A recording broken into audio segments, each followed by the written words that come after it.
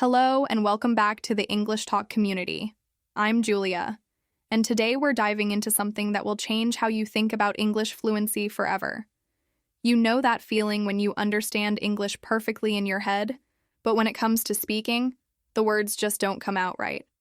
I've been there, and so have millions of successful English speakers around the world. Today, I'm sharing the exact mindset shift that transformed how people from Madrid to Berlin became fluent speakers. Before we start, hit that like button if you've ever felt frustrated with your English progress, and subscribe because we're building a community of English learners who support each other. Get comfortable, grab your favorite drink, and let's discover the secret mindset that successful people use to master English fluency. I want to start by asking you something really important. Have you ever noticed how some people seem to learn English so naturally while others struggle for years? I used to think it was about intelligence or natural talent, but after talking with hundreds of successful English speakers from all over the world, I discovered something fascinating. The difference isn't about how smart you are or where you come from.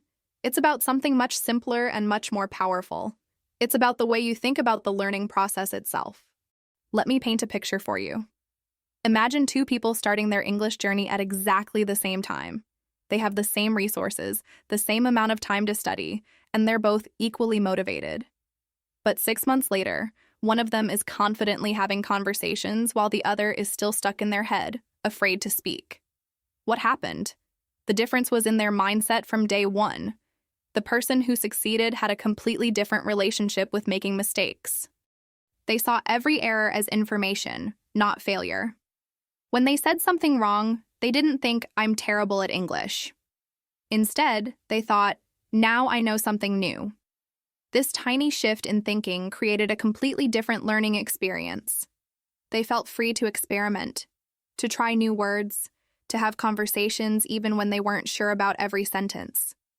The other person, despite having the same opportunities, was paralyzed by perfectionism.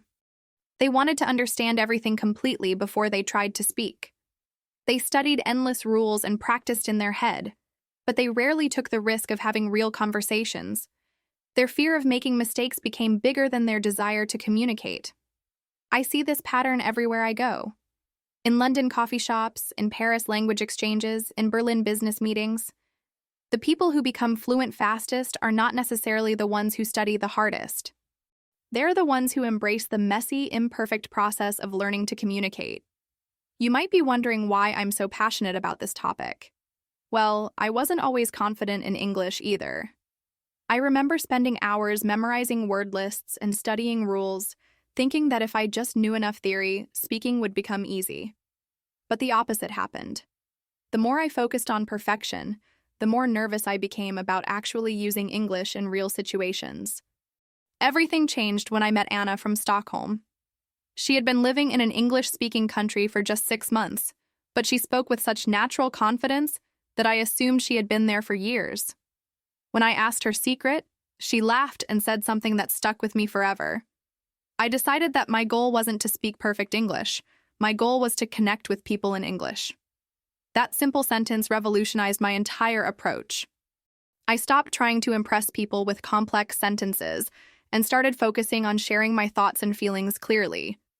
I stopped worrying about my accent and started paying attention to whether people understood me. Most importantly, I stopped treating every conversation like a test and started treating them like opportunities to connect with other human beings. This is what successful English speakers understand intuitively. Language isn't about showcasing your knowledge of rules and structures. Language is about building bridges between minds and hearts. When you focus on connection rather than perfection, something magical happens. You become more relaxed, more natural, and paradoxically, more fluent. Think about how you communicate in your native language. Do you plan every sentence before you speak? Do you worry about using the most sophisticated vocabulary possible? Of course not. You simply express what you want to say in the clearest way possible. You adjust your language based on who you're talking to and what you want to communicate. This natural approach to communication is exactly what you need to develop in English. But here's the thing that might surprise you. Most successful English speakers weren't born with this mindset. They developed it through experience, through making mistakes, through gradually building confidence. And that means you can develop it too, regardless of where you are in your English journey right now. I've worked with thousands of English learners over the years, and I've noticed that the ones who make the fastest progress share certain mental habits. They celebrate small victories instead of focusing on what they still don't know. They see conversations as practice opportunities rather than performance evaluations. They measure their progress by their ability to communicate, not by how few mistakes they make. Most importantly, they understand that fluency isn't a switch that suddenly gets turned on. It's more like a muscle that gets stronger with regular exercise. Every time you listen to English content like this podcast, every time you try to express an idea in English, every time you push yourself slightly outside your comfort zone, you're building that fluency muscle. The beautiful thing about this approach is that it makes learning English more enjoyable. Instead of feeling stressed about your limitations, you start feeling excited about your growth.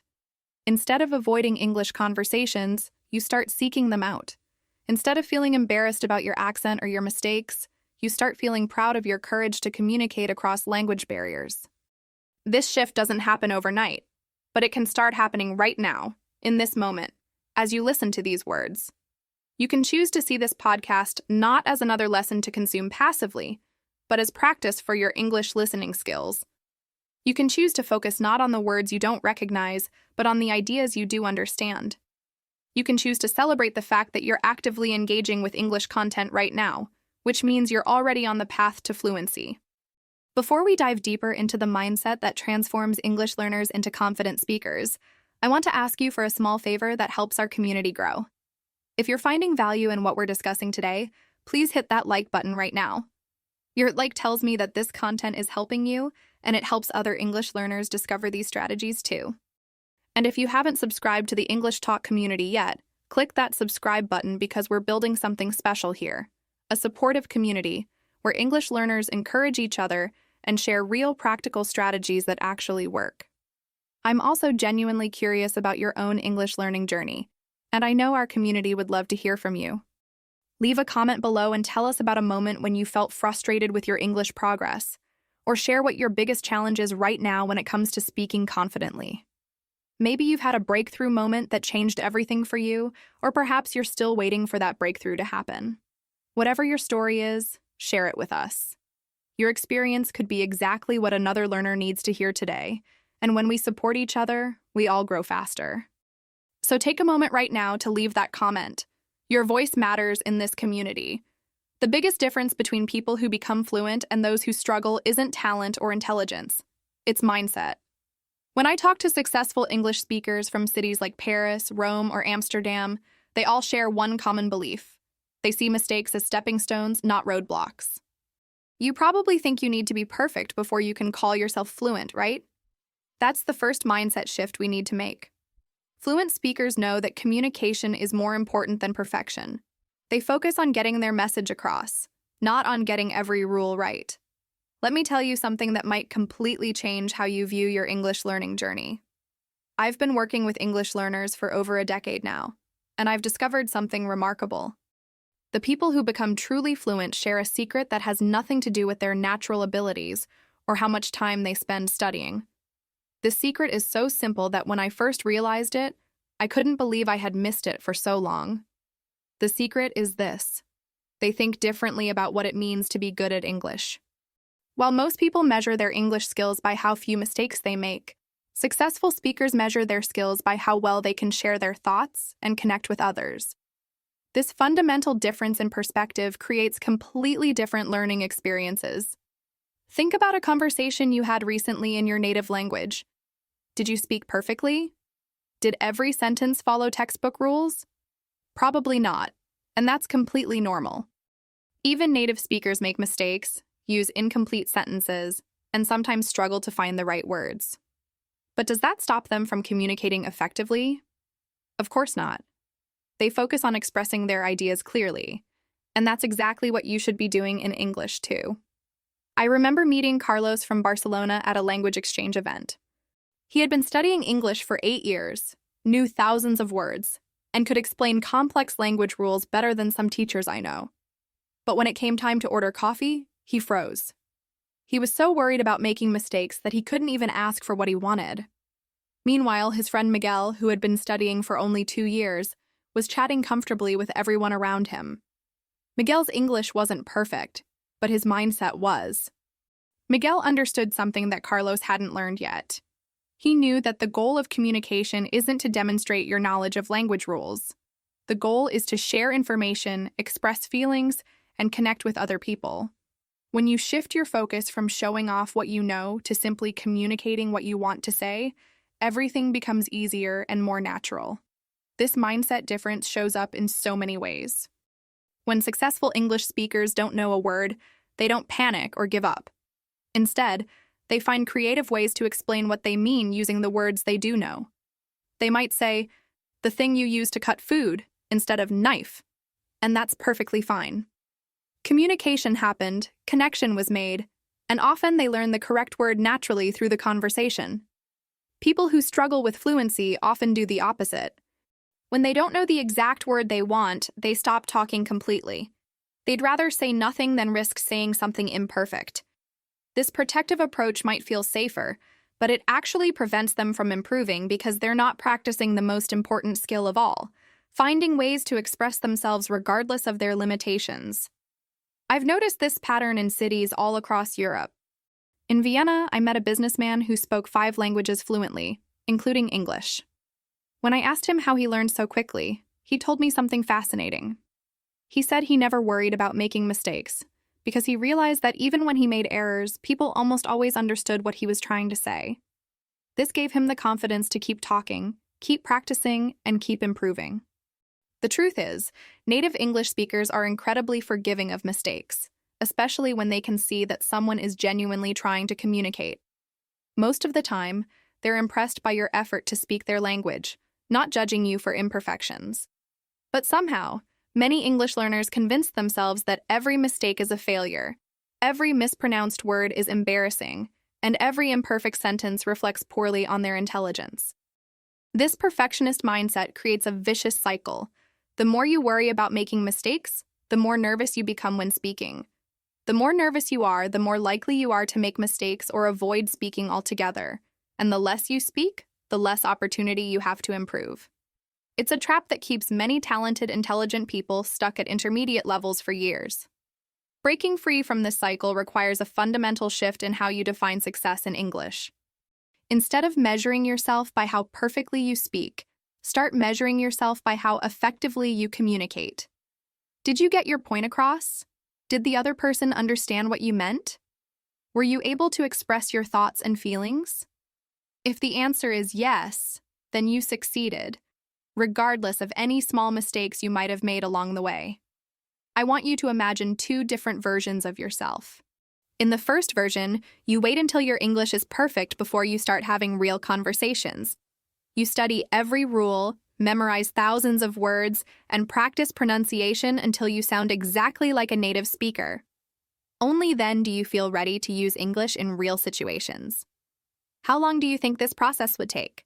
How much real communication would you miss while waiting for perfection? Now imagine a second version of yourself. In this version, you start having conversations right away, even with limited vocabulary and imperfect pronunciation. You focus on sharing your ideas and connecting with people. You see every conversation as an opportunity to improve, every mistake as valuable feedback. You measure your progress by your growing ability to express yourself and understand others. Which version do you think would become fluent faster? The answer is obvious, but making this mental shift isn't always easy. We live in a world that often values perfection over progress, and many educational systems reinforce the idea that mistakes are failures rather than learning opportunities. But language learning doesn't work that way. Language learning is messy, imperfect, and beautifully human. When you embrace this reality, something wonderful happens. You start enjoying the learning process instead of fighting against it. You begin to see your English journey not as a test you need to pass, but as an adventure you get to experience. Every conversation becomes interesting, every mistake becomes information, and every small improvement becomes cause for celebration. This is the foundation that all fluent speakers build upon, whether they realize it or not. They understand that language is a tool for connection, not a subject to be perfected in isolation. Let me tell you about Maria from Madrid. She spent 3 years studying English books, afraid to speak because she might make mistakes. One day, she decided to change her approach completely. Instead of focusing on perfect rules, she started having conversations with herself in the mirror every morning. She would talk about her day, her dreams, her problems, all in simple English. Within 6 months, Maria was confidently speaking English at her job. The secret wasn't that she stopped making mistakes. The secret was that she stopped letting the fear of mistakes silence her voice. Maria's story is one that I hear over and over again, and it never fails to inspire me because it shows just how powerful a simple mindset shift can be. When I first met Maria, she was frustrated and almost ready to give up on English entirely. She had been studying for 3 long years, spending hours every week reading textbooks, completing exercises, and memorizing rules. She could understand English movies, she could read English newspapers, and she even scored well on written tests. But when it came to actually speaking, she felt completely paralyzed. The problem wasn't that Maria didn't know enough English. The problem was that she had convinced herself she needed to know everything perfectly before she could start speaking. She had created this mental barrier where speaking English felt like taking a final exam every single time. Can you imagine how exhausting that must have been? Every potential conversation became a source of stress instead of an opportunity for connection. Maria would sit in meetings at work, understanding everything her international colleagues were saying, but when they asked for her input, she would either stay silent or give very short, careful answers. She knew she had valuable ideas to share, but her fear of making mistakes was stronger than her desire to contribute. This created a terrible cycle where she felt invisible at work, which made her even more self-conscious about her English abilities. The breaking point came during a video conference with clients from London. Maria had prepared extensively for this meeting. She had written down her key points, practiced her presentation multiple times, and even looked up the pronunciation of difficult words. But when the moment came to speak, her mind went blank. All those hours of preparation seemed useless because she was so focused on avoiding mistakes that she couldn't focus on communicating her ideas. That night, Maria looked at herself in the bathroom mirror and realized something had to change. She was tired of being a passive observer in English conversations. She was tired of having brilliant thoughts that she couldn't express. Most importantly, she was tired of letting fear control her communication. So Maria made a decision that seemed almost too simple to work. Starting the very next morning, she would spend 10 minutes talking to herself in the mirror before getting ready for work. Not reading from a script, not practicing specific phrases, just talking naturally about whatever came to mind. She decided to treat her reflection like a friend who was genuinely interested in her thoughts and experiences. The first few mornings were awkward, as you might expect. Maria would start talking and then stop herself, thinking about whether her sentences were correct. But she had made a commitment to herself to keep going no matter what, so she pushed through those moments of self-doubt. She talked about her plans for the day, her weekend activities, things that had happened at work, movies she had watched, books she was reading, anything that felt natural to discuss. What happened next surprised even Maria. After just a few weeks of this daily practice, she noticed that English words were starting to come to her more easily. Not because she had learned new vocabulary, but because she was getting comfortable with the rhythm of expressing herself in English. She was developing what I like to call thinking fluency. The ability to organize her thoughts directly in English rather than translating from Spanish. More importantly, Maria was building confidence through repetition. Every morning, she proved to herself that she could express complex ideas in English. Her mirror didn't judge her, didn't correct her, and didn't make her feel embarrassed about imperfect sentences. This safe space allowed her to experiment with different ways of saying things and to develop her own natural voice in English. The real breakthrough came about 2 months into this practice. During another video conference at work, Maria found herself speaking up naturally. When a colleague asked for opinions about a new project, instead of staying silent, Maria shared her thoughts. The words flowed out of her mouth almost without her realizing it. Her colleagues listened attentively, asked follow-up questions, and incorporated her suggestions into their planning. For the first time in years, Maria felt truly heard in an English conversation. But here's what's really beautiful about Maria's story. She didn't suddenly become perfect at English. She still made mistakes. She still searched for words sometimes, and she still had moments of uncertainty. The difference was that these imperfections no longer paralyzed her. She had learned to communicate through and around her limitations, just like she did in Spanish, when she couldn't think of the perfect word, or when she spoke quickly and made small errors. Maria's morning mirror conversations had taught her something profound. Fluency isn't about perfection. It's about flow. When you're having a conversation in your native language, you don't monitor every word before you say it. You trust that your message will come across even if every sentence isn't textbook perfect. Maria had learned to extend that same trust to her English conversations.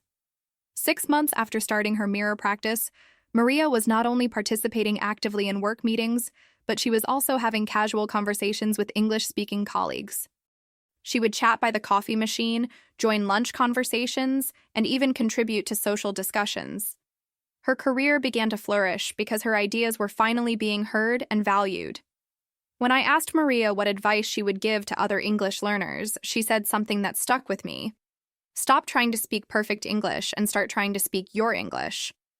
Your thoughts are valuable regardless of the language you express them in, and people want to hear what you have to say, not judge how you say it. Maria's transformation wasn't the result of discovering some secret study method or finding the perfect textbook. It happened because she gave herself permission to be imperfect while learning. She created a safe space where she could practice expressing herself without fear of judgment, and this built the confidence she needed to take risks in real conversations. The most remarkable thing about Maria's story is how simple her solution was. 10 minutes a day, talking to herself in the mirror. No special equipment, no expensive courses, no complicated techniques. Just consistent practice in a judgment-free environment that allowed her natural communication abilities to develop. You don't need big, complicated words to sound fluent. The most successful English speakers I know use simple, clear words that everyone can understand. Think about it. When you speak your native language, do you always use the most complex words possible? Of course not. You use the words that help you communicate your ideas clearly. The same principle applies to English. Instead of trying to impress people with complicated vocabulary, focus on expressing your thoughts clearly and simply. This is what confident speakers do, and this is what makes them successful. I want to share something with you that completely changed my perspective on English communication. For years, I believed that sounding intelligent in English meant using the most sophisticated vocabulary I could find. I would spend hours memorizing complex words and trying to incorporate them into my conversations. I thought this would make me sound more professional, more educated, more fluent. But what actually happened was the complete opposite. When I used these complicated words, conversations became awkward and unnatural. People would pause and look confused, not because they didn't understand the words, but because my communication style felt forced and artificial. I was so focused on showcasing my vocabulary that I forgot the most important rule of communication. Your message should be clear and easy to understand. The turning point came when I started paying attention to how native English speakers actually communicate in real life. I listened carefully to successful business leaders giving presentations, watched interviews with accomplished professionals, and observed casual conversations between friends. What I discovered was shocking. These fluent, confident speakers weren't using complicated vocabulary at all. They were using simple, direct language that anyone could follow. I remember watching a presentation by the CEO of a major technology company. This was someone who had built a billion-dollar business and was speaking to thousands of people around the world. I expected him to use complex business jargon and impressive technical terms. Instead, he said things like, "We want to make this easier for people," and "this will help you get things done faster." His language was so simple that a child could understand it, but his message was powerful and clear. This realization led me to an important discovery. Simplicity is not a sign of limited vocabulary or poor education.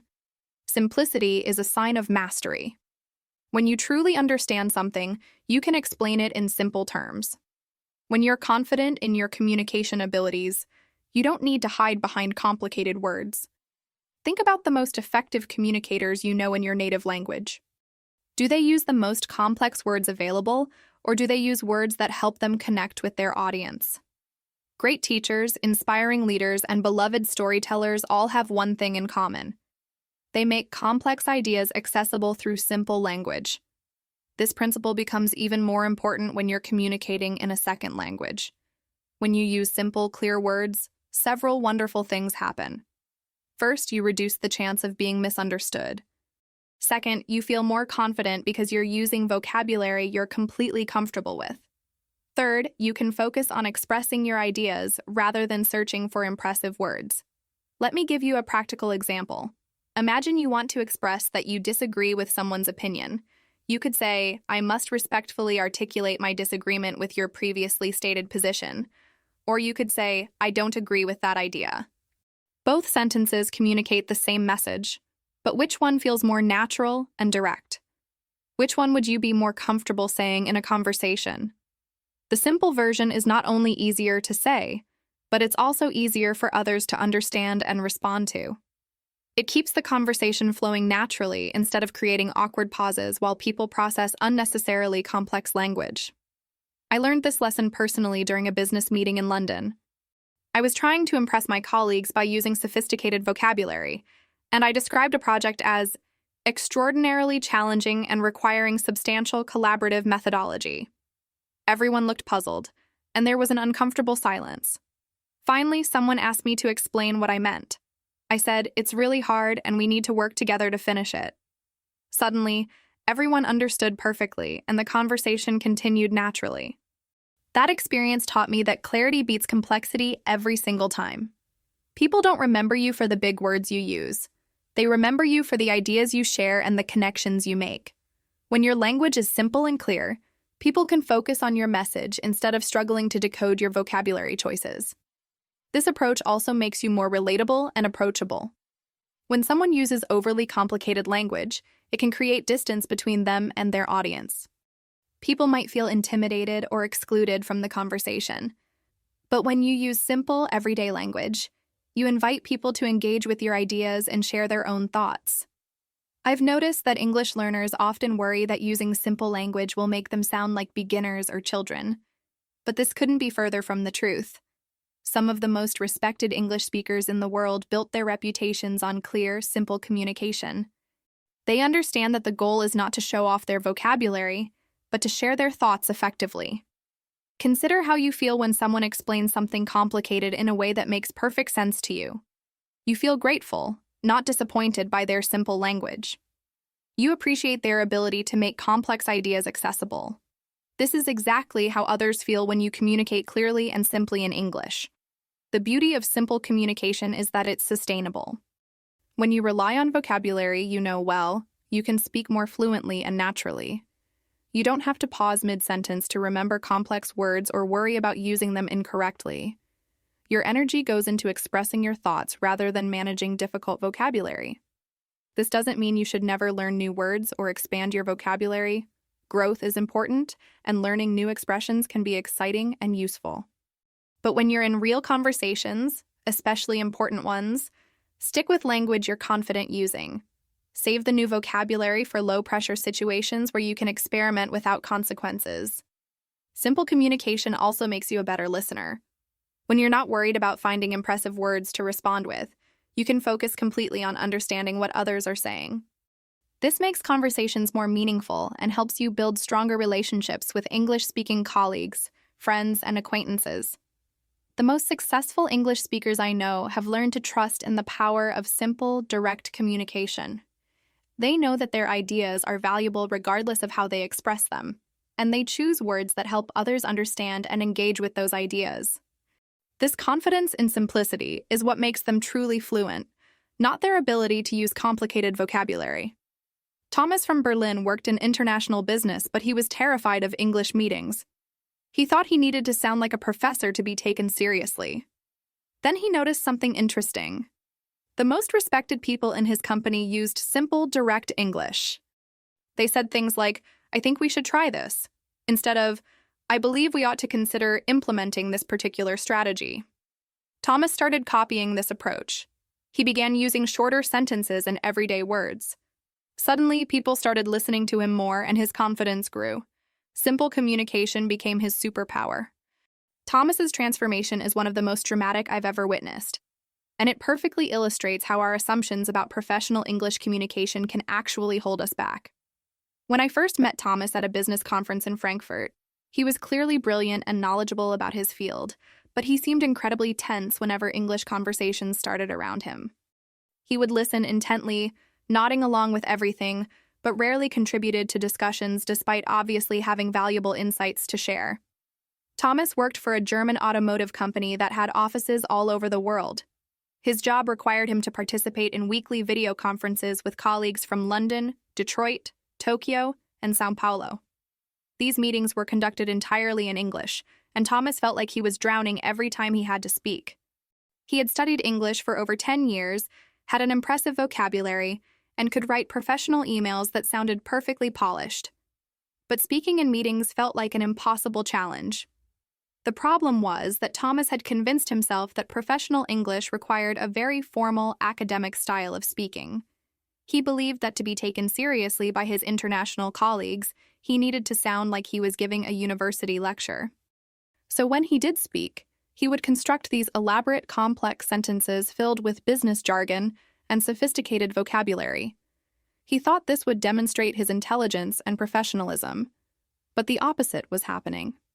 When Thomas spoke in these long, complicated sentences, people would look confused or distracted. Sometimes they would ask him to repeat what he had said, which made him even more nervous. Other times, there would be awkward silences after he finished speaking, as if people were trying to process what he had actually meant.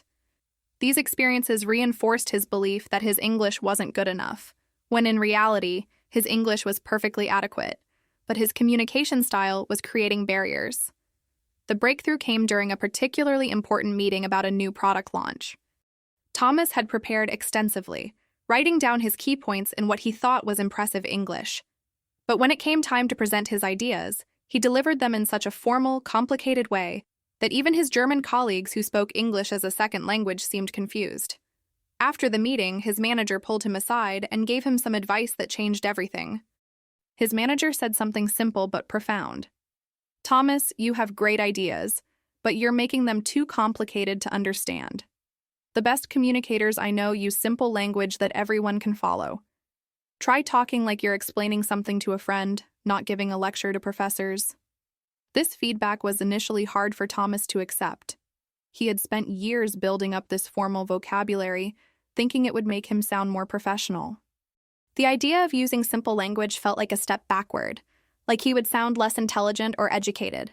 But he was frustrated enough with his current situation to give it a try. Thomas started paying closer attention to how the most successful people in his company actually communicated during meetings. What he discovered surprised him completely. The CEO, who commanded respect from everyone in the room, would say things like, "This looks good," or "I'm not sure about that part," or "Let's try a different approach."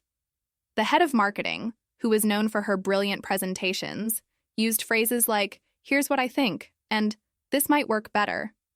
These leaders weren't using complicated business terminology or academic language. They were expressing complex ideas using everyday words that everyone could understand immediately.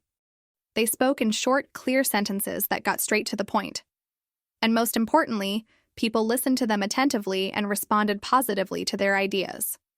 Thomas decided to experiment with this approach in his next meeting. Instead of saying, "I would like to propose that we consider the implementation of an alternative methodology for approaching this particular challenge," he simply said, "I think we should try a different way to solve this problem." The response was immediate and positive. People nodded, asked follow-up questions, and built on his suggestion. For the first time in months, Thomas felt like he was actually participating in the conversation instead of just delivering monologues that no one could follow. Encouraged by this success, Thomas continued to simplify his communication style. He started using shorter sentences, everyday vocabulary, and direct expressions of his thoughts. Instead of, "I believe this strategy may potentially yield beneficial outcomes," he would say, "I think this plan will work well." Instead of, "Perhaps we should contemplate alternative approaches to this situation," he would say, "Maybe we should try something else." The transformation was remarkable. Not only did people start understanding Thomas more easily, but they also began seeking out his opinions and including him more in decision-making processes. His ideas hadn't changed, but his ability to communicate them clearly had improved dramatically. This gave him confidence, which made him more willing to speak up, which gave him more practice, which made him even more confident. Within 3 months, Thomas had become one of the most valued contributors to his team's international meetings. His colleagues started coming to him for advice, and his manager began giving him more opportunities to lead projects and present to senior executives. All of this happened not because Thomas learned more English vocabulary or studied more language rules, but because he learned to communicate his existing knowledge more effectively. The most beautiful part of Thomas's story is how it changed his entire relationship with English.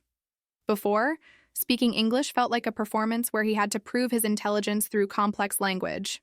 After embracing simplicity, English became a tool for connection and collaboration. He stopped trying to impress people with his vocabulary and started focusing on sharing his ideas clearly. Thomas told me that this experience taught him something valuable about communication in general. He realized that the goal of professional communication isn't to sound smart, it's to be understood.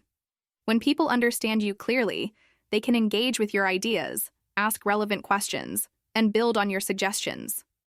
This creates much more productive and satisfying conversations than trying to impress people with complicated language that actually makes communication more difficult. Here's something successful English speakers understand that many learners don't. Fluency is not a destination, it's a journey. You don't wake up one day and suddenly become fluent. It happens gradually, through daily practice and patience with yourself. Every conversation you have, every English video you watch, every sentence you speak is building your fluency muscle. The people who succeed are the ones who enjoy this process instead of rushing through it. They celebrate small victories and learn from every interaction. I need to share something with you that took me years to understand, and I wish someone had told me this when I first started learning English. For the longest time, I had this vision in my mind of what being fluent would look like. I imagined that one day I would wake up and suddenly be able to speak English as naturally and effortlessly as I spoke my native language. I thought fluency was like a switch that would eventually turn on, transforming me from someone who struggled with English to someone who had mastered it completely. This belief created so much frustration and disappointment in my learning journey. Every day that I still made mistakes or struggled to find words felt like evidence that I wasn't making real progress. I would compare myself to native speakers and feel discouraged because there was still such a gap between their abilities and mine. I was constantly asking myself, when will I finally be fluent? As if there was some magical moment when everything would click into place. The reality is completely different, and understanding this difference changed everything about how I approached English learning. Fluency isn't a final destination that you reach and then stay at forever. It's an ongoing process of growth and development that continues throughout your entire relationship with the language. Even native speakers are constantly learning new words, refining their communication skills, and adapting to new situations where they need to express themselves differently. Think about your native language for a moment. Are you exactly the same speaker now that you were 5 years ago? Probably not. You've learned new expressions, developed your own style of communication, and become more skilled at expressing complex ideas. Your vocabulary has grown, your confidence in different situations has increased, and your ability to connect with different types of people has evolved. This same process happens with English, but we often expect it to happen much faster than it naturally does. When I started to understand fluency as a journey rather than a destination, everything about my English learning experience improved. Instead of feeling frustrated about what I couldn't do yet, I started feeling excited about what I was learning. Instead of focusing on how far I still had to go, I began celebrating how far I had already come. This shift in perspective made the entire process more enjoyable and, paradoxically, more effective. I remember the exact moment this realization hit me. I was having a conversation with a colleague from Dublin, and we were discussing a complex project at work. Halfway through the conversation, I suddenly noticed that I wasn't thinking about my English at all. I was completely focused on the ideas we were sharing and the problem we were trying to solve. My English had become transparent, a tool I was using naturally without conscious effort. But here's what was really interesting. Even in that conversation, I made small mistakes. I used a few words incorrectly, my pronunciation wasn't perfect, and I occasionally searched for the right expression. None of this mattered because we were communicating effectively. The conversation flowed naturally, we understood each other completely, and we accomplished what we needed to accomplish. In that moment, I realized that this was fluency, not the perfect, mistake-free communication I had been imagining. This understanding completely changed how I measured my progress in English. Instead of looking for perfection, I started paying attention to my growing comfort and confidence in different situations. I celebrated the first time I successfully told a joke in English, and people actually laughed. I felt proud when I was able to explain a complex technical concept to a non-expert colleague.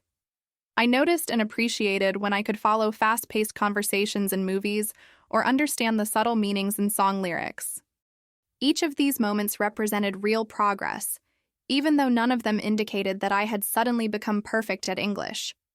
They showed that my relationship with the language was deepening and evolving. I was developing the ability to use English for more purposes, in more situations, with more confidence and naturalness. The journey metaphor also helped me understand that there would be ups and downs along the way, and that this was completely normal. Some days my English felt smooth and effortless. Other days I struggled to express ideas that usually came easily to me. Some conversations flowed beautifully, while others felt awkward and difficult. Instead of seeing the difficult days as setbacks or failures, I learned to see them as natural parts of the learning process. This perspective is especially important because language learning isn't linear. You don't improve at a steady, predictable rate. Sometimes you'll have breakthrough moments where everything suddenly feels easier. Other times you'll feel like you're not making any progress at all, or even like you're going backward. These plateaus and fluctuations are normal parts of the journey, not signs that you're failing or that you don't have what it takes to become fluent. I started noticing that successful English speakers had this same understanding.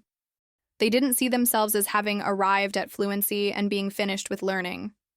They continued to be curious about the language, to pick up new expressions, to refine their communication skills, and to adapt to new situations. They understood that their English would continue evolving for as long as they used it, and they found this ongoing development exciting rather than frustrating. This journey mindset also made me more patient with myself during difficult periods. When I was struggling with a particular aspect of English or feeling discouraged about my progress, I reminded myself that this was just one part of a much longer journey. I didn't need to solve every problem immediately or achieve perfection right away. I could trust that consistent effort and patience would lead to gradual improvement over time. The beauty of embracing the journey is that it makes every day meaningful. Every English conversation, no matter how brief or simple, contributes to your growing fluency. Every movie you watch, every song you listen to, every article you read is adding to your understanding and comfort with the language. Progress might be invisible from day to day, but it's happening constantly through these accumulated experiences. When you stop waiting to become fluent and start enjoying the process of becoming more fluent, English learning transforms from a frustrating struggle into an exciting adventure. You become more willing to take risks, more forgiving of your mistakes, and more appreciative of your progress. Most importantly, you develop the patience and persistence that are essential for long-term success in language learning. Successful English speakers treat their language learning like brushing their teeth. It's not something they do when they feel motivated or when they have extra time. It's something they do every single day, even if it's just for 5 minutes. You can practice English while cooking, walking, or even waiting for the bus. The key is consistency, not perfection. When you make English a daily habit, you're training your brain to think in English naturally. This is the mindset that creates real, lasting fluency. Let me tell you something that might surprise you about the most successful English learners I've worked with over the years. They don't spend hours every day studying English. They don't have elaborate learning schedules or expensive language programs. What they do have is something much simpler and much more powerful. They have made English a natural part of their daily routine. When I first started learning English seriously, I had this all-or-nothing approach that I think many people can relate to. I would get really motivated and spend entire weekends immersed in English study. I would watch movies, read books, do exercises, and practice conversations for hours at a time. But then Monday would come, and I would be exhausted from all that intensive study. I would tell myself I deserved a break, and days would go by without any English practice at all. This cycle of intense study followed by complete breaks was not only ineffective, but it was also discouraging. During those breaks, I would feel guilty about not practicing, which made it even harder to get started again. When I finally did return to studying, I felt like I had lost some of the progress I had made during my intensive sessions. It was frustrating and unsustainable. Everything changed when I met Elena from Vienna at a language exchange event. Elena had been living in her home country her entire life, but her English was remarkably natural and fluent.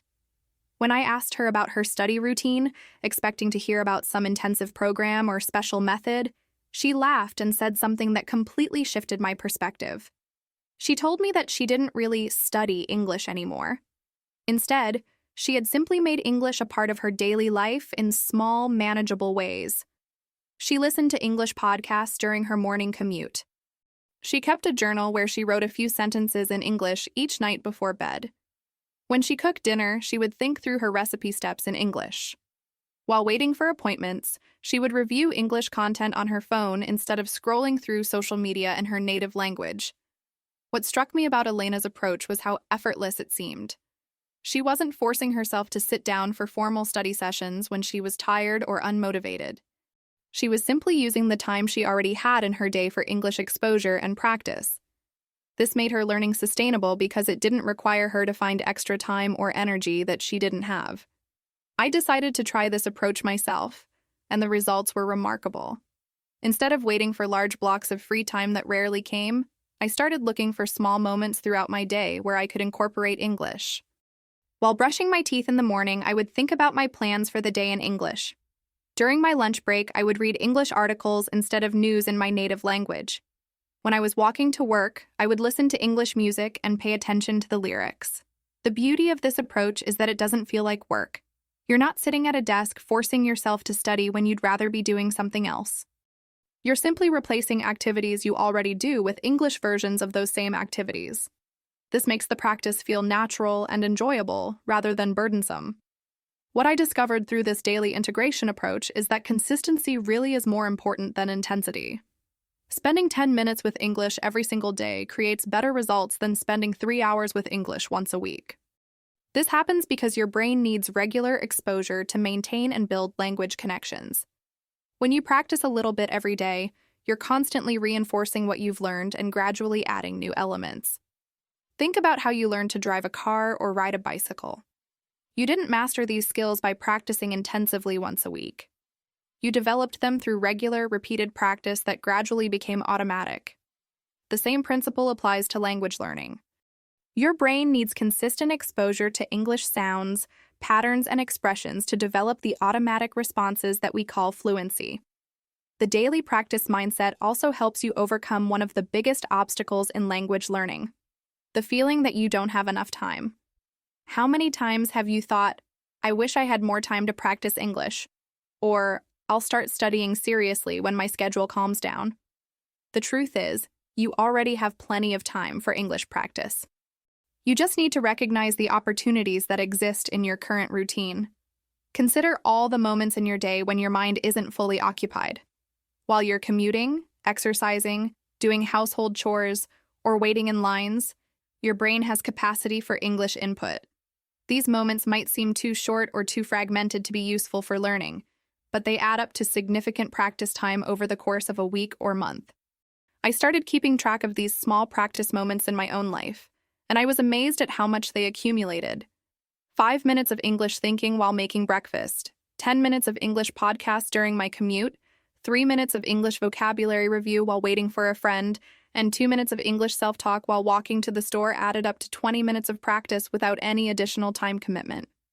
More importantly, this distributed practice throughout the day keeps English active in your mind.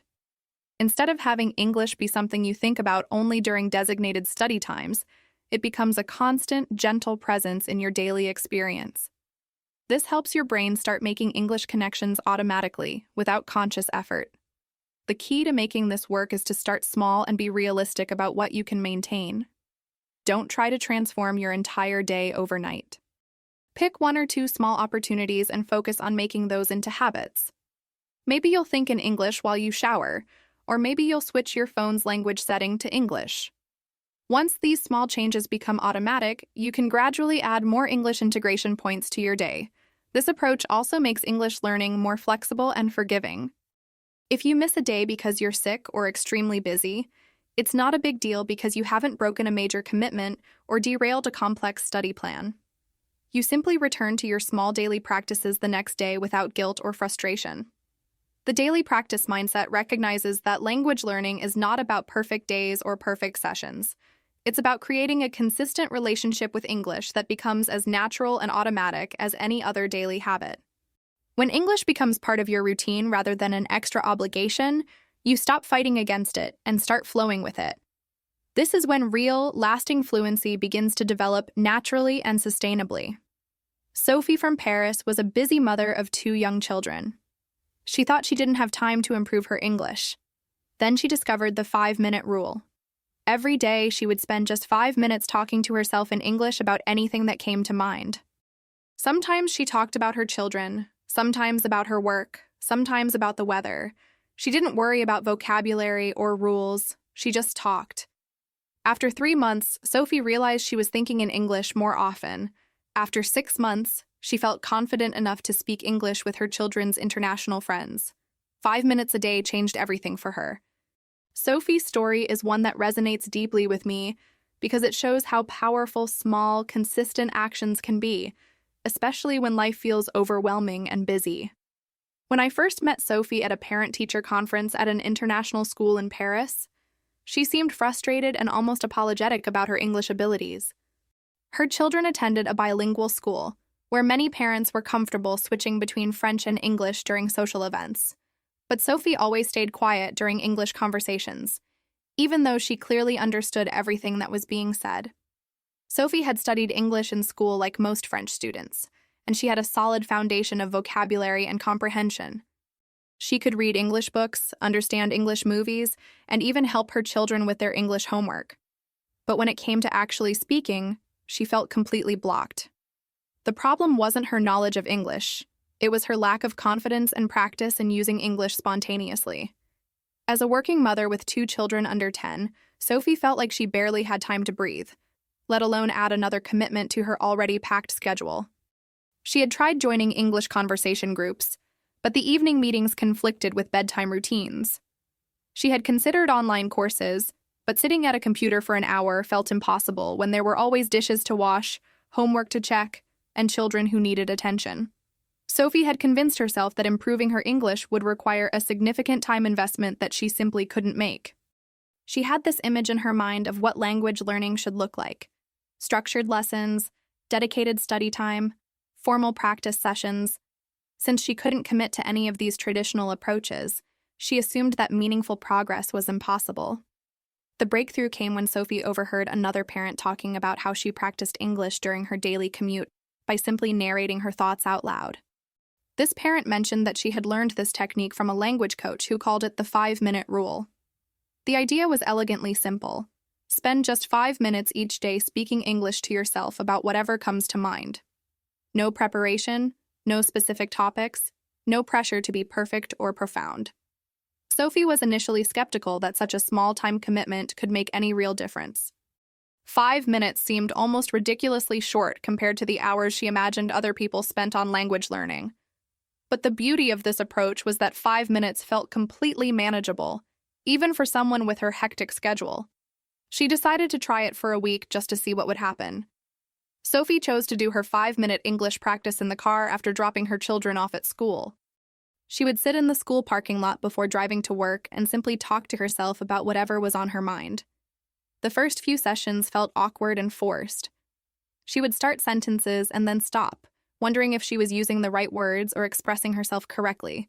But she had committed to the 5-minute rule, so she pushed through the discomfort and kept talking. What made this practice sustainable for Sophie was the complete absence of external pressure or judgment. There was no teacher to impress, no classmates to compare herself to, no tests to pass. She could talk about anything that interested her, switch topics whenever she wanted, and make as many mistakes as she needed to without any consequences.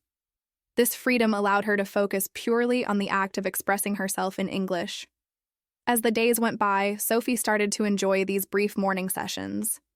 She would talk about her plans for the day, describe funny things her children had done, share her thoughts about books she was reading, or simply comment on the weather and the people she observed in the parking lot. Sometimes she would practice conversations she might have at work, imagining herself explaining projects to English-speaking colleagues or participating in international video calls. The first sign of progress came after about 6 weeks. Sophie noticed that during her 5-minute sessions, she was starting to think of English words and phrases more quickly. Instead of translating from French in her mind, she was beginning to access English expressions directly. This felt like a small miracle to someone who had always struggled with the mental gymnastics of switching between languages. Around the same time, Sophie realized that her 5-minute practice was starting to extend naturally into other parts of her day. While cooking dinner, she would occasionally think through the recipe steps in English. While waiting in line at the grocery store, she might mentally describe the people around her in English. These weren't conscious decisions to practice, but rather natural extensions of the thinking patterns she was developing during her dedicated 5-minute sessions. After 3 months of consistent practice, something remarkable happened. Sophie was at a school event where parents were discussing an upcoming field trip, and she found herself naturally joining the conversation in English. The words came out smoothly and confidently, without the usual mental struggle and hesitation she had experienced before. She didn't speak perfectly, but she communicated her thoughts clearly and felt completely comfortable doing so. The other parents responded positively to her contributions, asking follow-up questions and building on her suggestions. For the first time in years, Sophie felt like a full participant in these multilingual social situations rather than a passive observer. This experience gave her tremendous confidence and motivation to continue her simple daily practice. By the 6-month mark, Sophie's transformation was obvious to everyone who knew her. She was actively participating in English conversations at school events, chatting comfortably with her children's international friends' parents, and even volunteering to help with English language activities at the school. Her children were proud to see their mother speaking confidently in English, and Sophie felt a sense of personal accomplishment that extended far beyond language learning. The most beautiful aspect of Sophie's story is how it demonstrates that consistency trumps intensity every single time.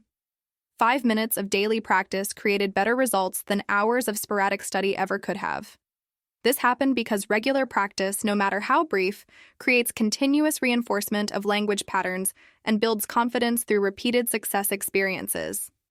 Sophie's 5-minute rule worked because it removed all the barriers that had previously prevented her from practicing English. It required no special materials, no specific location, no particular time of day, and no external support. It was completely self-contained and infinitely flexible, which made it sustainable even during the busiest periods of her life. Fear is the biggest enemy of English fluency. Fear of making mistakes, fear of sounding silly, fear of being judged. But here's what successful speakers know. The only way to overcome fear is through action. Every time you speak English, even if you make mistakes, you're becoming braver and more confident. The goal isn't to eliminate fear completely. The goal is to speak despite the fear. When you do this repeatedly, your confidence grows, and speaking English becomes natural and enjoyable. I need to be completely honest with you about something that took me years to understand and accept. Fear was the single biggest obstacle in my English learning journey. More than vocabulary limitations, more than pronunciation challenges, more than any technical aspect of the language. The fear of making mistakes, the fear of being judged, the fear of sounding foolish or inadequate. These fears created a prison that kept me from using the English I actually knew. For the longest time, I had this perfectionist mentality that told me I should only speak English when I was completely sure I could do it correctly. I would rehearse sentences in my head multiple times before saying them out loud, and even then, I would often decide not to speak at all because I wasn't confident enough in my word choices or pronunciation. This meant that I was learning English passively, through reading and listening, but I wasn't developing the active skills I needed for real communication. The irony was that my fear of making mistakes was actually guaranteeing that I would continue making mistakes. By avoiding speaking opportunities, I was preventing myself from getting the practice I needed to improve. I was stuck in this cycle where fear led to avoidance. Avoidance led to lack of practice, and lack of practice reinforced my fear. It was a self-defeating pattern that kept me trapped at an intermediate level for much longer than necessary. The turning point came when I realized something fundamental about how courage actually works. I had been waiting to feel confident before I started speaking more English, but I discovered that confidence doesn't come before action, it comes after action. You don't become brave and then do brave things. You do brave things, and then you become brave. This understanding completely changed my approach to English speaking. I started to see every English conversation as an opportunity to practice courage rather than an opportunity to demonstrate perfection. Instead of trying to eliminate my fear before speaking, I learned to speak while feeling afraid.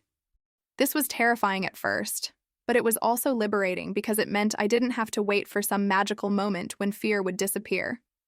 I could take action immediately, fear and all. The first time I deliberately chose to speak English despite feeling nervous was at a coffee shop near my office.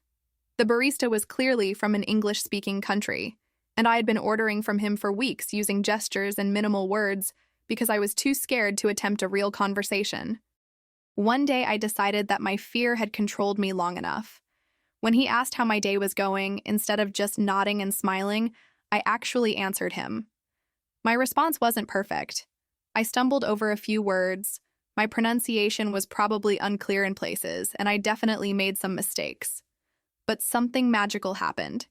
He understood me perfectly, responded naturally, and we had a brief but genuine conversation about the weather and weekend plans. The world didn't end because of my imperfect English. In fact, the opposite happened. I felt a rush of accomplishment and confidence that motivated me to seek out more speaking opportunities.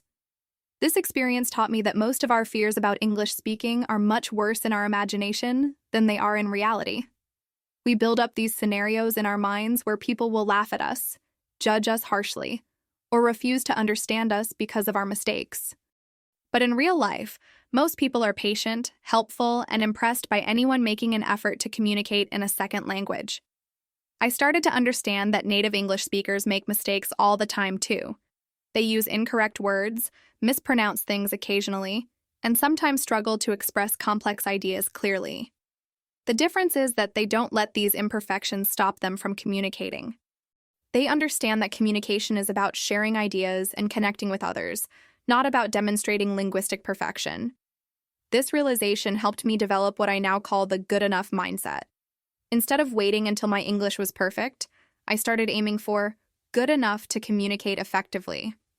This shift in standards made speaking feel much less intimidating because the bar for success became much more reasonable and achievable. I also learned that taking small, manageable risks was more effective than trying to overcome all my fears at once. Instead of forcing myself into high-pressure situations where I felt overwhelmed, I started with low-stakes conversations where making mistakes wouldn't have serious consequences. Casual chats with shopkeepers, brief exchanges with neighbors, friendly conversations with classmates, these became my training ground for building confidence. Each time I spoke English despite feeling nervous, I was collecting evidence that contradicted my fearful thoughts. I was proving to myself that I could communicate effectively even when my English wasn't perfect, that people were generally understanding and supportive, and that making mistakes was a normal part of learning rather than a catastrophic failure. The cumulative effect of these small acts of courage was remarkable. After several months of consistently choosing action over avoidance, I noticed that my baseline level of anxiety around English speaking had decreased significantly. Situations that would have terrified me before started feeling manageable. I wasn't fearless, but I had learned to function effectively despite my fears. More importantly, I discovered that taking action despite fear actually felt good. There's something deeply satisfying about pushing through psychological barriers and doing something that scares you. Each time I spoke English when I didn't feel ready, I felt stronger and more capable. This created a positive feedback loop where success built confidence, which made future risks feel less intimidating. I also learned that other English learners were dealing with exactly the same fears I was experiencing. When I started talking openly about my speaking anxiety, I discovered that even people who seemed very confident were often struggling with similar worries. This normalization of fear made it feel less personal and overwhelming. Fear wasn't a sign that I wasn't cut out for English learning. It was simply part of the process that everyone goes through. The key insight that changed everything for me was understanding that fear is not the enemy of progress, avoidance is. Fear is actually a normal and healthy response to challenging yourself and stepping outside your comfort zone. The problem comes when we let fear dictate our actions and prevent us from taking the risks necessary for growth. When you reframe fear as a signal that you're pushing yourself to grow rather than evidence that you're not ready, everything changes. Fear becomes a companion in your learning journey rather than an obstacle blocking your path. You learn to expect it, accept it, and work with it rather than against it. Successful English speakers have what psychologists call a growth mindset. This means they believe their English can always improve with practice and effort. When they make a mistake, they don't think, "I'm bad at English." They think, "I'm learning something new." When they don't understand something, they don't give up. They ask questions and seek clarification. This mindset transforms challenges into opportunities and setbacks into comebacks. You can develop this mindset too by changing how you talk to yourself about your English journey. I want to share something with you that completely revolutionized not just my English learning, but my entire approach to personal growth. For most of my early learning years, I had what I now recognize as a fixed mindset about language abilities. I believed that some people were naturally good at languages and others weren't, and I was convinced that I fell into the second category. This belief shaped every interaction I had with English and created a self-fulfilling prophecy that held me back for years. When I made mistakes, I saw them as proof of my limitations rather than opportunities for improvement. When I struggled to understand something, I interpreted this as evidence that I wasn't smart enough or talented enough to master English. When other learners seemed to pick things up more quickly than I did, I assumed they had some innate ability that I lacked. This way of thinking made every challenge feel like a personal failure, and every setback feel permanent. The transformation began when I started paying attention to how I talked to myself about my English learning experiences. I realized that my internal dialogue was incredibly harsh and discouraging. When I mispronounced a word, I would think, "I'm terrible at pronunciation." When I couldn't find the right expression, I would tell myself, "I'll never be fluent." When I had trouble understanding a fast-talking native speaker, I would conclude, "My listening skills are hopeless." This negative self-talk wasn't just unpleasant, it was actively sabotaging my progress. When you tell yourself that you're bad at something or that you'll never improve, you start to believe it. And when you believe it, you stop trying as hard, you avoid challenges that could help you grow, and you give up more easily when things get difficult. I was creating my own obstacles without even realizing it. The shift came when I learned about the concept of growth mindset from a teacher who explained how our beliefs about our abilities directly impact our actual performance. She showed me that the most successful learners weren't necessarily the most naturally talented ones, but the ones who believed they could improve through effort and practice. This idea was simultaneously simple and revolutionary.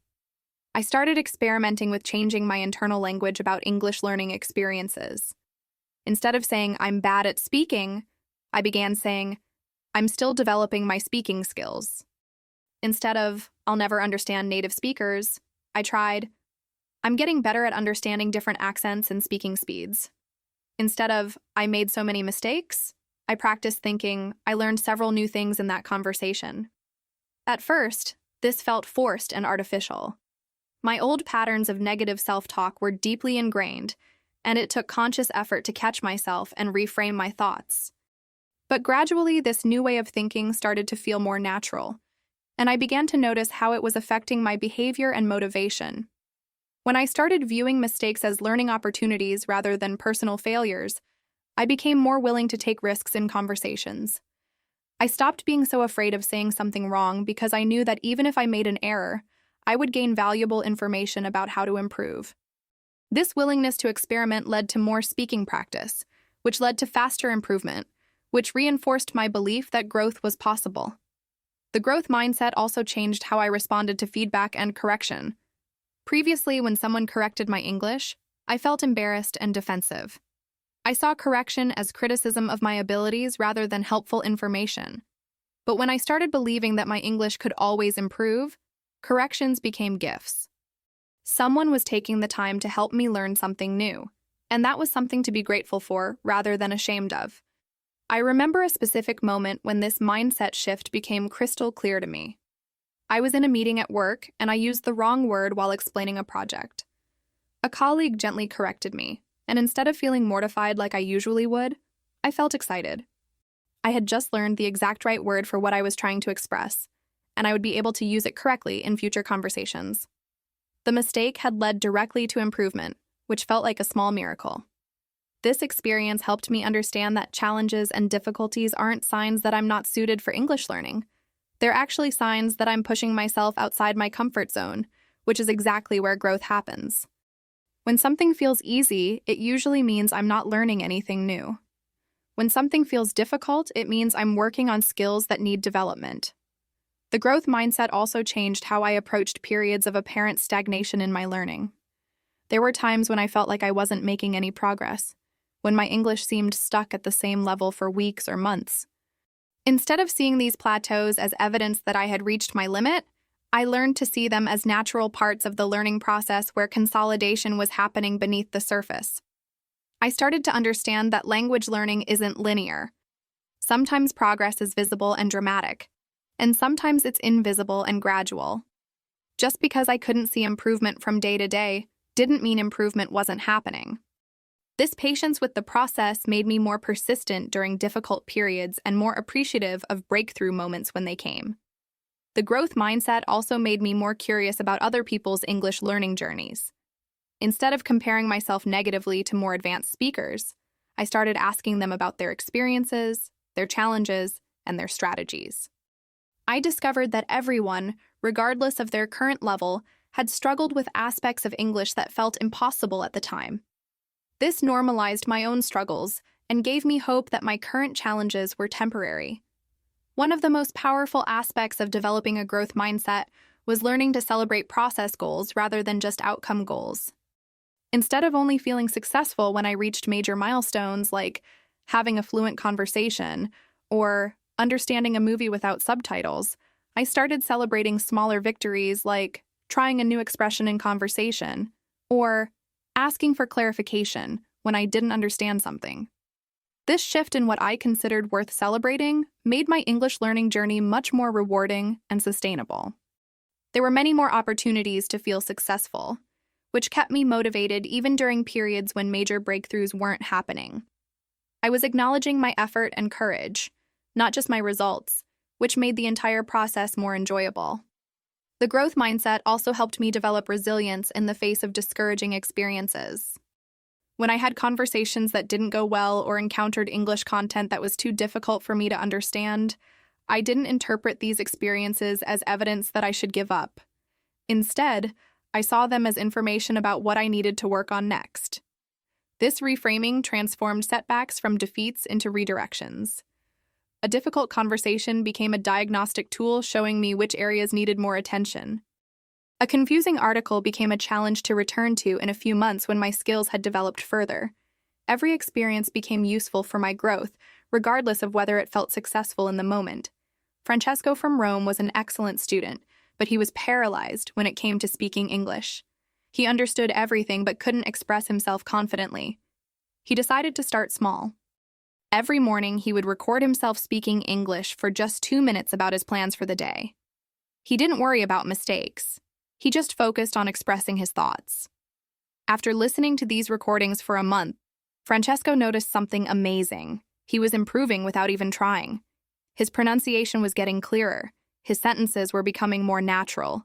The simple act of speaking regularly had transformed his confidence. Francesco's story hits very close to home for me because it represents a pattern I see so often among intelligent, dedicated English learners. When I first met Francesco at a language conference in Milan, he struck me as someone who clearly had a deep understanding of English. During the presentations, he was taking detailed notes, nodding along with complex discussions, and even asking thoughtful questions in writing during the Q&A sessions. But when it came time for the coffee break conversations, Francesco became almost invisible. I watched him during the networking sessions, and it was obvious that he understood every word being spoken around him. His facial expression showed that he was following the conversations perfectly, sometimes even smiling at jokes before others caught them. But when people tried to include him in discussions, he would give very brief responses or simply nod and smile. It was clear that his comprehension skills were excellent, but something was blocking his ability to express himself. During one of the breaks, I approached Francesco and started a conversation in English. What I discovered was fascinating and heartbreaking at the same time. Francesco had been studying English for over 15 years. He had read dozens of English books, watched hundreds of English movies, and could explain complex language concepts better than many teachers I knew. His vocabulary was extensive, his understanding of language patterns was sophisticated, and he could write beautiful, articulate emails in English. But when it came to spontaneous speaking, Francesco felt completely lost. He told me that when he tried to speak English, his mind would go blank, even though he knew exactly what he wanted to say. He would start to form sentences in his head, then second-guess his word choices, then worry about his pronunciation, and by the time he had overthought everything, the conversation had moved on without him. Francesco described the frustration of having so many thoughts and ideas to share but feeling trapped by his own perfectionism. He said it was like having a beautiful song in his head but being unable to sing it out loud. This resonance between his internal knowledge and external expression was causing him genuine distress, especially in his professional life, where international communication was becoming increasingly important. The breakthrough came when Francesco realized that his approach to developing speaking skills needed to be completely different from his approach to developing reading and listening skills. He had become an expert at consuming English content, but he had almost no experience producing English content spontaneously. He needed to create a safe space where he could practice the physical and mental act of speaking without the pressure of real-time communication. Francesco decided to try something that felt almost embarrassingly simple, recording himself speaking English for just 2 minutes every morning. He chose this time because his mind was fresh and he wouldn't have the accumulated stress of the day interfering with his practice. He also chose to talk about his plans for the day, because this was a topic he was always familiar with and didn't require any preparation or research. The first few recordings were painful for Francesco to create and even more painful to listen to. He would start sentences multiple times, pause frequently to search for words, and speak in a slow, halting rhythm that felt nothing like natural conversation. His pronunciation sounded stilted to his own ears, and he was acutely aware of every mistake and imperfection. But Francesco had committed to this practice for at least a month, so he persevered despite his initial discomfort. He established a routine where he would record his 2 minutes of speaking while having his morning coffee, then save the recording to listen to later if he wanted to, but without any pressure to analyze or critique his performance. Something interesting began to happen after the first week. Francesco noticed that he was becoming less self-conscious during the recording process. Since there was no audience to judge him and no immediate consequences for mistakes, he started to relax and focus more on expressing his thoughts than on monitoring his language production. This relaxation allowed his natural communication instincts to emerge. By the second week, Francesco observed that his speaking rhythm was becoming more natural. He was pausing less frequently and speaking in longer phrases. His voice sounded more confident, even when he was uncertain about specific word choices. Most importantly, he was beginning to think directly in English during these sessions rather than translating from Italian. The real revelation came at the end of the first month when Francesco decided to listen to his earliest recordings and compare them to his most recent ones. The difference was dramatic and undeniable. His pronunciation had become clearer and more natural without any conscious effort to improve it. His sentence structure had become more fluid and idiomatic. His overall confidence and naturalness had improved remarkably. What amazed Francesco most was that these improvements had happened automatically, simply through regular practice. He hadn't studied pronunciation rules, analyzed his mistakes, or worked on specific language skills. The act of speaking regularly had naturally developed his fluency in ways that years of studying had never accomplished. This experience gave Francesco the confidence to start speaking English in real conversations. He began by contributing to small group discussions at work, then gradually worked up to participating in larger meetings and presentations. The foundation of confidence he had built through his private recording practice made these public speaking opportunities feel much less intimidating. Within 6 months, Francesco had become known in his office as someone who could communicate effectively in English. His colleagues started seeking his input on international projects, and he even began leading some English language presentations. The transformation was remarkable, but it had started with just 2 minutes of private speaking practice each morning. Francesco later told me that this experience taught him something profound about the difference between knowing a language and using a language. He realized that all his years of study had given him extensive knowledge about English, but he had never developed the muscle memory and automaticity that come only from regular speaking practice. The recording practice had served as a bridge between his theoretical knowledge and practical application. It gave him a way to activate his passive vocabulary, practice the physical coordination required for English pronunciation, and develop the mental fluency needed for real-time communication. Most importantly, it had been completely private and pressure-free, which allowed him to make mistakes and experiment without fear of judgment. Francesco's success with this simple technique inspired several of his colleagues to try similar approaches.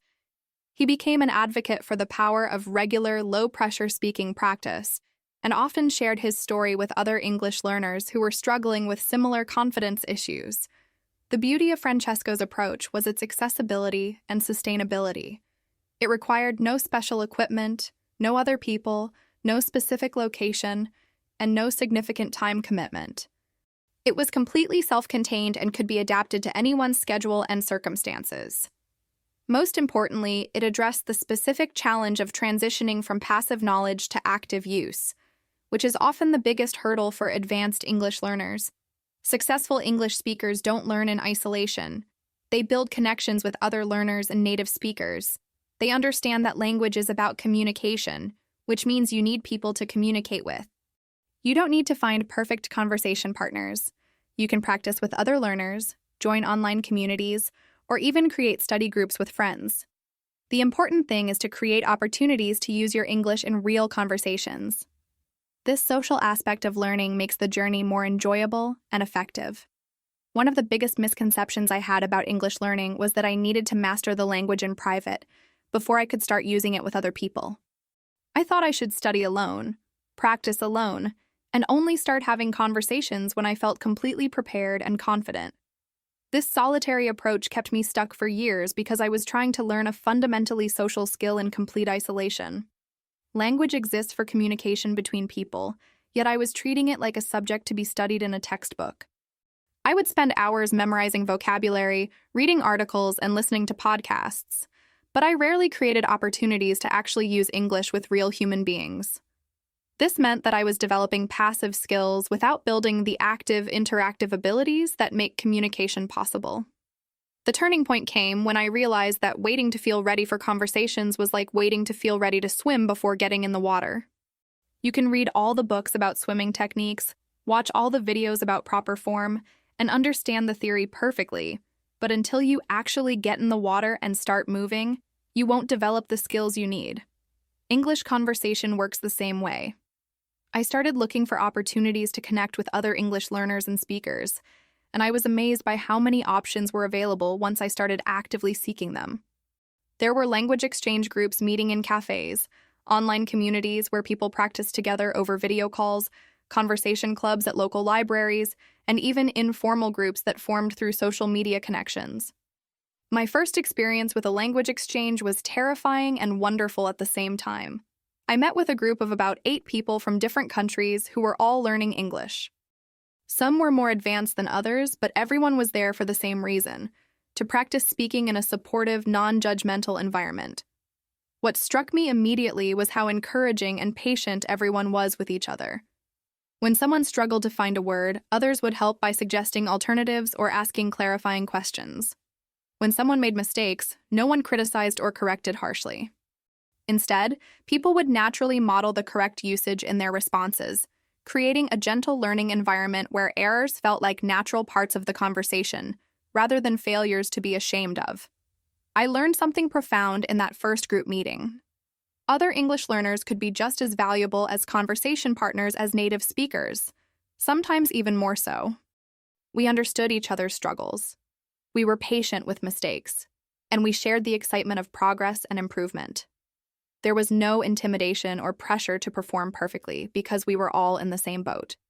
The social aspect of learning also made the entire process more enjoyable and sustainable. Instead of English practice feeling like a chore or obligation, it became something I looked forward to. The conversations were interesting, the people were friendly, and I was learning not just about English but about different cultures, perspectives, and life experiences from around the world. I also discovered that teaching others was one of the most effective ways to solidify my own learning. When newer learners joined our group and I could help them with expressions or concepts that I had struggled with before, I was reinforcing my own knowledge while building confidence in my ability to communicate effectively. This reciprocal learning created a positive cycle where everyone benefited from everyone else's contributions. Building a support system also provided accountability and motivation that I couldn't create on my own. When I was studying alone, it was easy to skip practice sessions when I didn't feel motivated or to avoid challenging conversations when I felt insecure. But when I had committed to meeting with other people, I showed up even when I didn't feel like it, and I pushed through difficult moments because I didn't want to let others down. The diversity of perspectives in my English learning community was incredibly valuable. People from different countries brought different challenges, different strengths, and different approaches to learning. Someone who struggled with pronunciation might have excellent vocabulary, while someone with great listening skills might need help with speaking confidence. This variety meant that everyone had something to offer and something to learn from others. I also learned that you don't need to find perfect conversation partners or wait for ideal conditions to start building your support system. Some of my most helpful practice partners were people whose English was at a similar level to mine. We would struggle through conversations together, help each other find words, and celebrate small victories. These imperfect interactions were often more valuable than conversations with advanced speakers because there was less pressure and more mutual support. Online communities opened up even more possibilities for connection.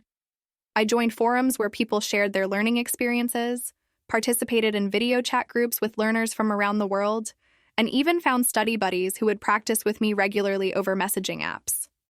The internet made it possible to find English practice opportunities regardless of my location or schedule. One of the most important things I learned about building a support system was that it didn't have to be formal or structured.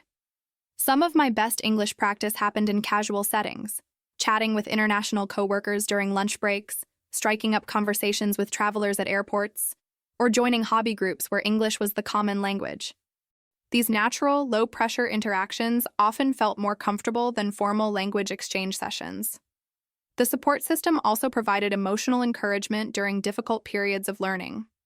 When I felt frustrated with my progress or discouraged by mistakes, talking to other learners who had experienced similar challenges helped me maintain perspective and motivation. They reminded me that struggles were normal, that everyone faced similar obstacles, and that persistence would eventually lead to breakthrough moments. I discovered that being part of a learning community made me more aware of my own progress. When newer learners joined our group, I could see how much I had improved by comparison. When I helped others with challenges I had overcome, I realized how far I had come. This perspective was incredibly motivating and helped me appreciate the gradual nature of language learning progress. The social connections I built through English learning also extended beyond language practice. Many of the people I met in conversation groups became genuine friends, professional contacts, and cultural ambassadors who enriched my understanding of the world. English became not just a skill I was developing, but a bridge to meaningful relationships and experiences. Building a support system taught me that English learning doesn't have to be a solitary struggle. When you connect with other learners and speakers, you create a network of encouragement, practice opportunities, and shared experiences that makes the entire journey more effective and enjoyable. The people you meet along the way become part of your story, and their support becomes part of your success. One thing that sets successful English speakers apart is how kind they are to themselves. They don't expect perfection overnight. They don't get angry when they make mistakes. Instead, they treat themselves with the same kindness they would show a good friend who's learning something new. This self-compassion creates a positive learning environment where growth can happen naturally. When you're patient with yourself, you're more likely to take risks, make mistakes, and ultimately improve faster. I need to tell you about one of the most transformative realizations I had during my English learning journey, and it has nothing to do with vocabulary, pronunciation, or language techniques. It's about the way I talk to myself about my progress, my mistakes, and my learning process. For years, I was my own harshest critic, and this internal negativity was creating more obstacles than any external challenge ever could. When I made mistakes in English, I would immediately launch into harsh self-criticism. If I mispronounced a word during a presentation, I would spend the rest of the day thinking, how could I be so stupid? I've practiced that word 100 times. If I couldn't understand someone's accent, I would tell myself, I'm never going to be good at this. Other people pick this up so much faster than I do. If I struggled to find the right word in a conversation, my internal voice would say, you sound like a beginner. People must think you don't know anything. This constant stream of negative self-talk was exhausting and counterproductive. It created anxiety that made speaking more difficult, destroyed my confidence in situations where I needed to perform well, and made me want to avoid English conversations altogether. I was essentially bullying myself about something that required patience, practice, and gradual development. The turning point came when I started paying attention to how I talked to other people who were learning English. When a friend made a mistake or struggled with pronunciation, I was naturally encouraging and supportive. I would say things like, don't worry about it, you're doing great, or that's a tricky word, it takes practice, or I understood exactly what you meant. I was kind, patient, and understanding with everyone except myself. This double standard became glaringly obvious when I started teaching English part-time. My students would apologize profusely for making mistakes, and I would reassure them that mistakes were normal and necessary parts of learning. I would tell them that language learning takes time, that everyone progresses at different rates, and that perfectionism actually slows down improvement. Yet I wasn't extending any of this compassion or understanding to my own learning journey. I realized that if I spoke to my students the way I spoke to myself, they would probably stop coming to class. The harsh, critical voice in my head would have destroyed their confidence and motivation completely. This recognition made me understand that self-compassion wasn't just about feeling better, it was about creating the psychological conditions necessary for effective learning. When you're constantly criticizing yourself, your brain interprets learning situations as threats rather than opportunities. This activates stress responses that actually interfere with memory, creativity, and risk-taking. Your mind becomes focused on avoiding mistakes rather than exploring possibilities, which severely limits your ability to experiment with the language and discover what works. I started experimenting with treating myself like I would treat a good friend who was learning English. When I made mistakes, instead of harsh criticism, I tried gentle encouragement. Instead of, I'm so stupid for forgetting that word, I would think, that's a challenging word to remember, I'll practice it a few more times. Instead of, I'll never understand fast English, I tried, I'm getting better at understanding different speaking speeds. This particular accent is still difficult for me, but that's normal. The change in my learning experience was immediate and dramatic. When I stopped being afraid of my own self-criticism, I became much more willing to take risks in conversations. I started trying new expressions, asking questions when I didn't understand something, and speaking up in situations where I might make mistakes.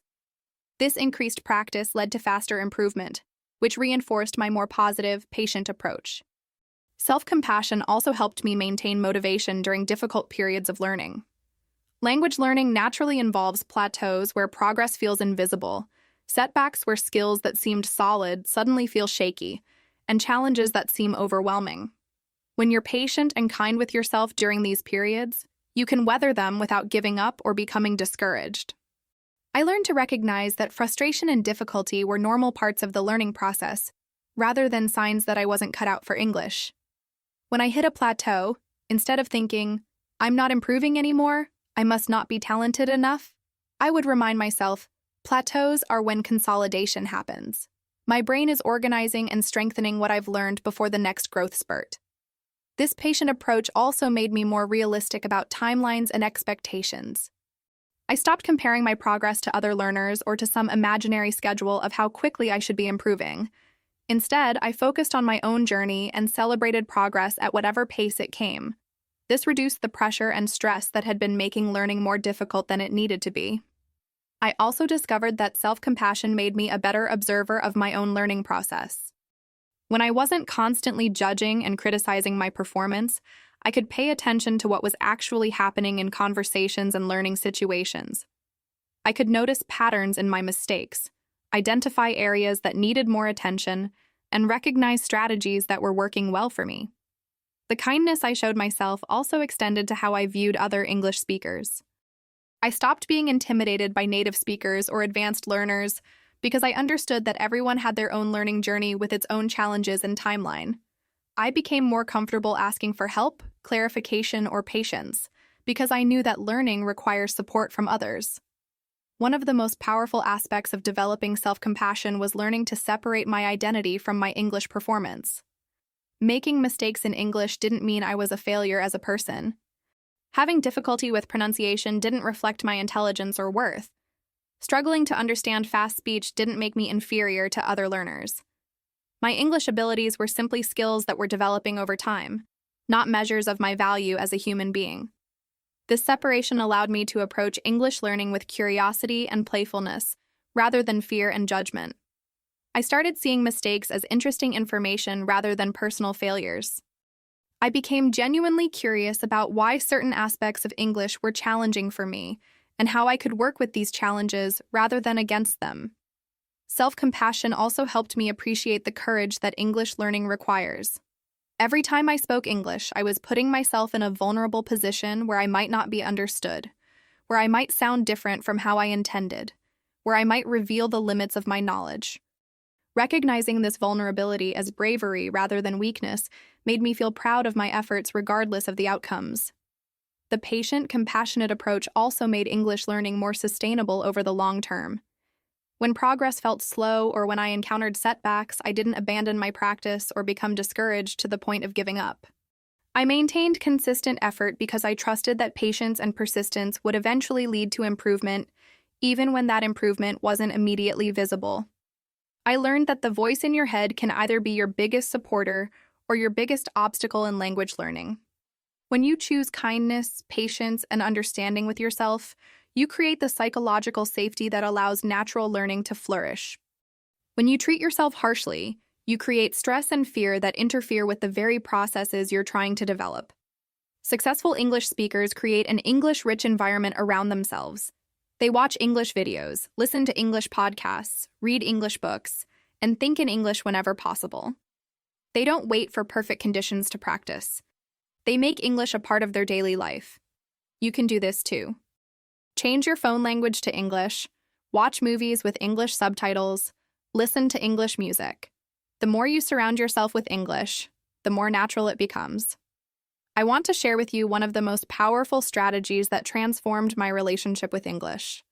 And it's something you can start implementing right now, today, without spending any money or enrolling in any courses. It's about creating an environment where English becomes a natural part of your daily experience, rather than something you only encounter during formal study sessions. For years, I approached English learning like it was a separate activity that I did at specific times in designated places. I would sit at my desk with my textbooks for an hour in the evening, or I would attend English classes twice a week, but the rest of my life happened entirely in my native language. This meant that English felt foreign and artificial because I only used it in formal educational contexts. The breakthrough came when I realized that successful English speakers don't compartmentalize their language exposure this way. They live in English-rich environments where the language is constantly present in their daily routines, entertainment choices, and even their thinking patterns. They don't wait for special study time to engage with English, they weave it seamlessly throughout their regular activities. I started by making small changes to my digital environment, and the impact was immediate and profound. I changed my phone's language setting to English, which meant that every time I checked messages, used apps, or navigated menus, I was getting micro-exposures to English vocabulary and expressions. At first, this felt slightly inconvenient because I had to think a bit more about familiar functions, but within a week, it felt completely natural. The beauty of this change was that it happened automatically, without any conscious effort on my part. I was encountering English dozens of times throughout the day in the most routine activities, setting alarms, checking weather, reading notifications, using social media. These weren't formal learning moments, they were just life happening in English, which made the language feel less academic and more practical.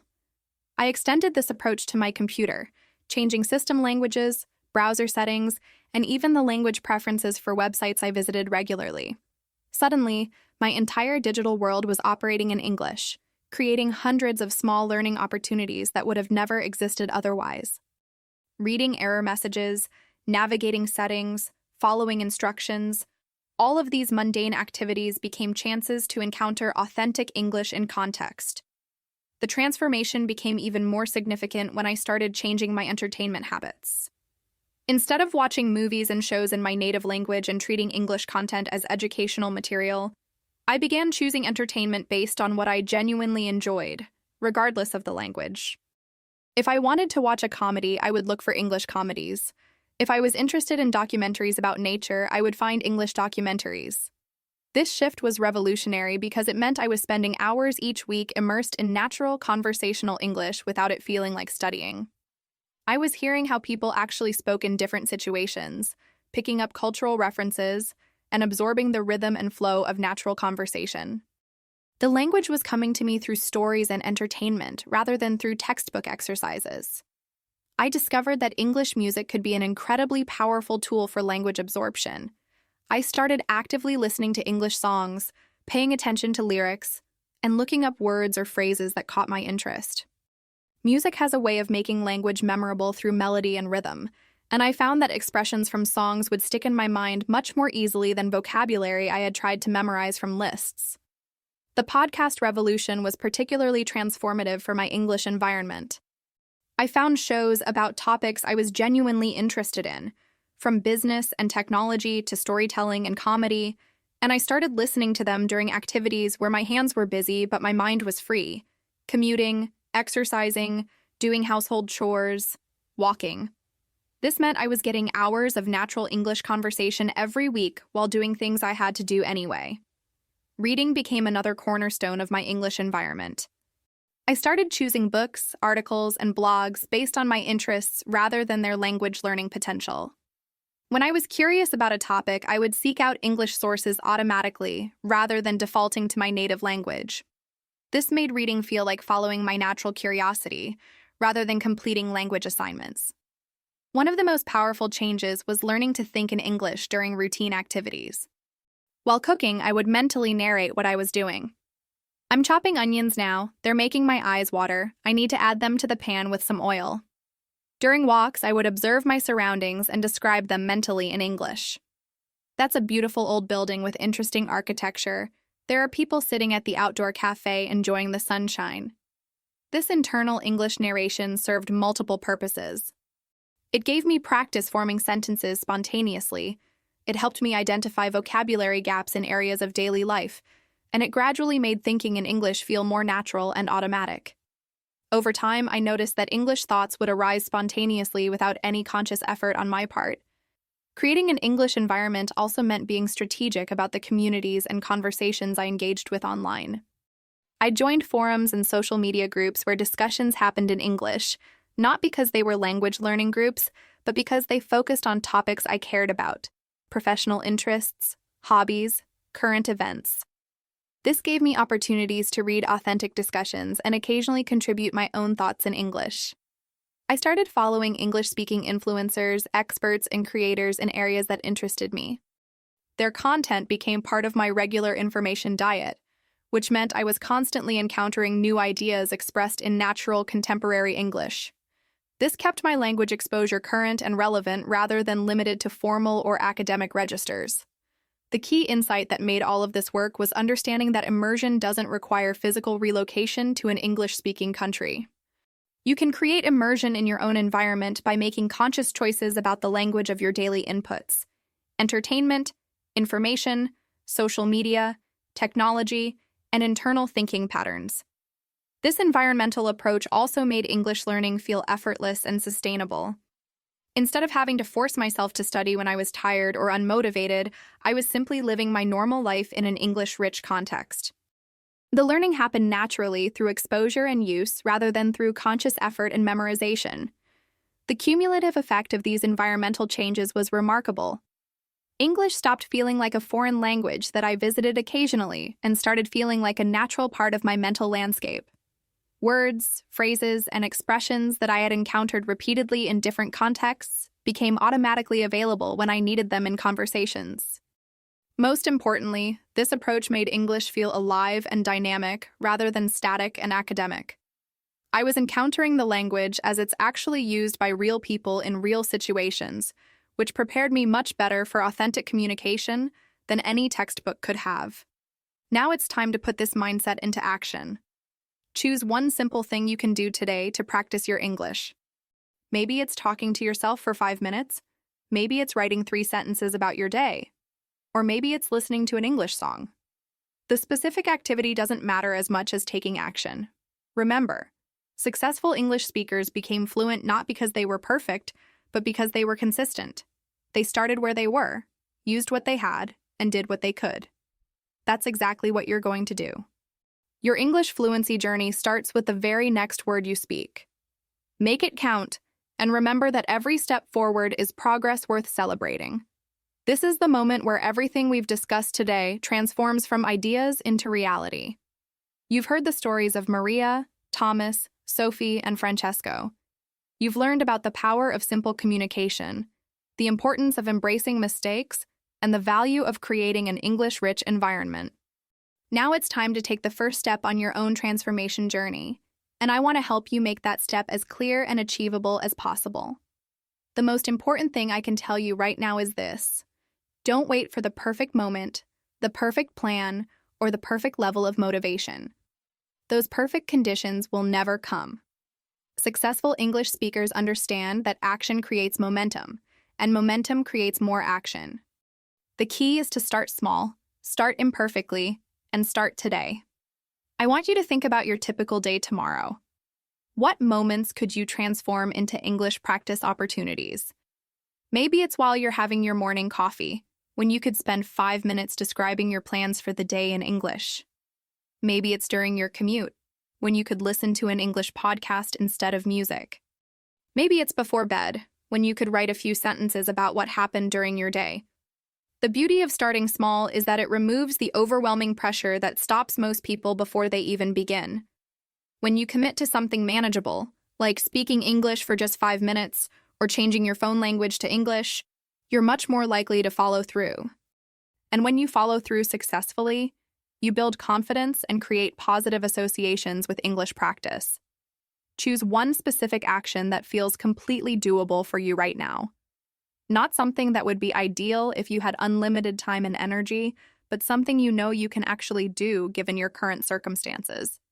Maybe you'll talk to yourself in English while you shower tomorrow morning. Maybe you'll watch one English video about a topic you're genuinely interested in. Maybe you'll change one setting on your phone to English and see how it feels. Whatever you choose, I want you to focus on consistency rather than perfection.